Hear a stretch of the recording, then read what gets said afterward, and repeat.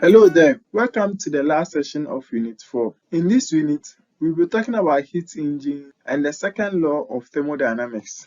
Let's go through the objectives of this session. At the end of this session, you should be able to define heat engine and explain how the heat engine works. Also, explain how the first law of thermodynamics is applied in the working of heat pumps. Thirdly, you should be able to state and explain the second law of thermodynamics. Expand reverse and in-reverse processes. Explain the Carnot engine, and lastly, you should be able to do some calculation based on heat engine and the second law of thermodynamics. Let's talk about heat engine and thermal efficiency. Heat engine is a device that converts internal energy to mechanical energy. And a very rare example of a heat engine is the steam engine. A heat engine carries some working substance through a cyclic process, during which one, the working substance absorbs energy from a high temperature energy reservoir. So say I. Work is done by the engine, say R2 and R3. And the last point, energy is expelled by the engine to a lower temperature reservoir. Let me explain here further. So during a steam engine that runs a train, coal is placed in I or point 1, which heats water into steams, that's point 2. At the end, the steam here gives pressure to all the axes and the pulleys that we have here, letting the pulleys turn and move the train. At the end, the steam is also converted back as water and the process is recycled. Schematically, we can present heat engine as this, where we have the heat engine absorb energy QH, so that at the end of the day it expels a particular energy QC to a cold reservoir, and that's a work of what? Of W. The net work done W by a heat engine is equal to the net energy flowing through it. And this time around, our net energy flowing through it is our QH minus our QC. And we have our net work done here, W, as presented here. So the net work done in a cyclic process is the area enclosed in the curve presenting the process on the PV diagram here. So this whole area represents the work done by the engine. Let's define what a thermal efficiency is. So the thermal efficiency of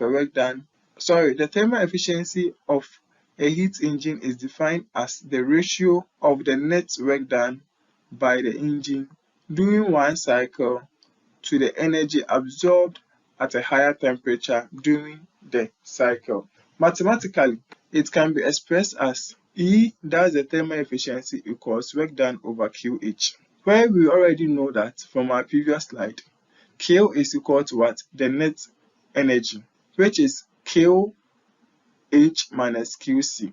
When we divide the denominator by the numerator, we should get 1 minus QC over QH. Don't bother yourself with this long thing. Depending on the parameters which you will be given to, will let you know the right way to go about it. Should in case you are given work done, you are given QH and you are given these terms, and you are asked to find any of these terms, then you can find it. Supposingly that you are given QC, QH, and you have to find E, it will be very easy.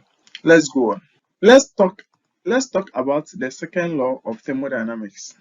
And the law states that it is impossible to construct a heat engine that operates in a cycle and produces no effect than the absorption of energy from a reservoir and the performance of an equal amount of work. Heat engine that absorbs energy QH from a hot reservoir and does an equivalent amount of work, it is impossible to construct such a perfect engine. You saw in our previous slides that anytime we have a work done, meaning that there's a hot reservoir here and there's a cold reservoir here, so that you have the net work done to be equal to the net energy done. so that we get W equals what? QH minus QC. But the third law is telling us that it's not possible that you have a heat engine that at the end of putting in a QH, we are going to get all of them back as what? A work done. It is impossible. And if something like that should be constructed, we have to call it what? A perfect engine. That is having 100% what? Efficiency.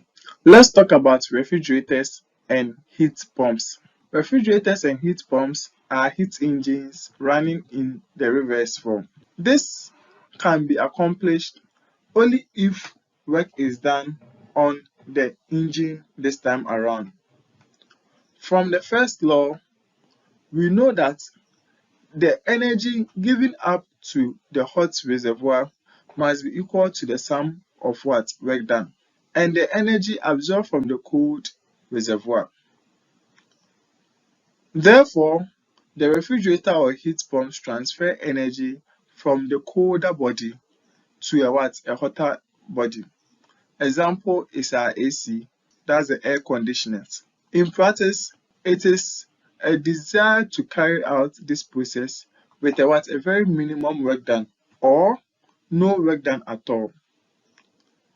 But then we will say that the refrigerator or the heat pump would be what? Perfect. Again, the existence of such device would be the violation of what?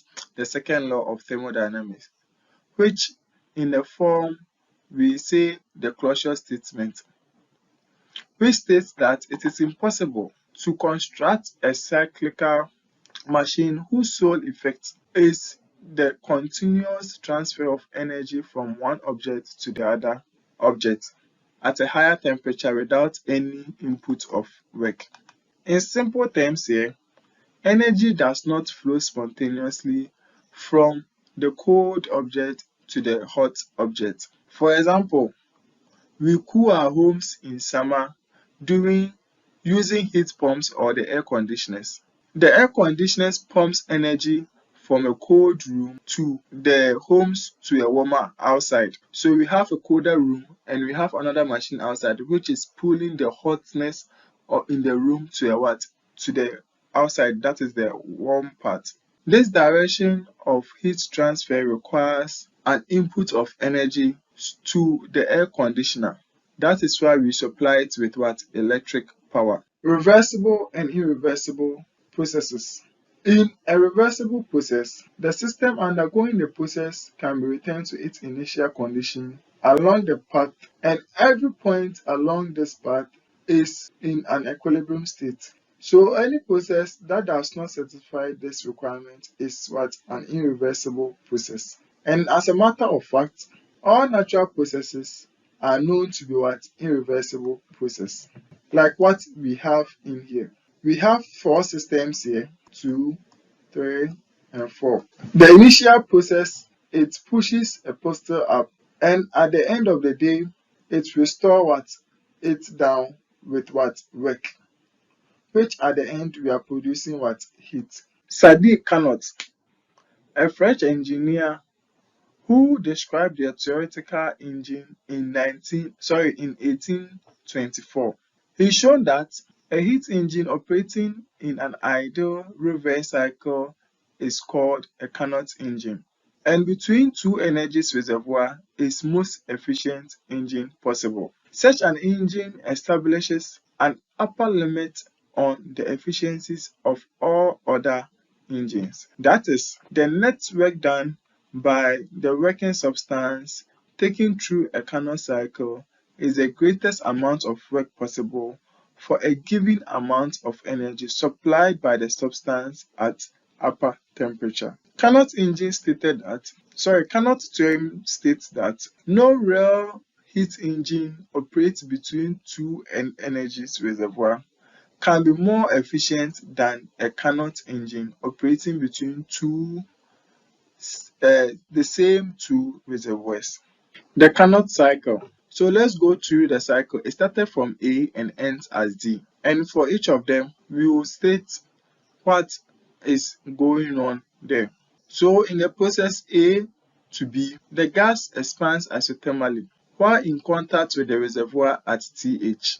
In the process B to C, the gas expands adiabatically, but this time around we have our energy to be equal to what? 0. In the process C to D, the gas is compressed isothermally while in contact with reservoir at Tc is less than Th.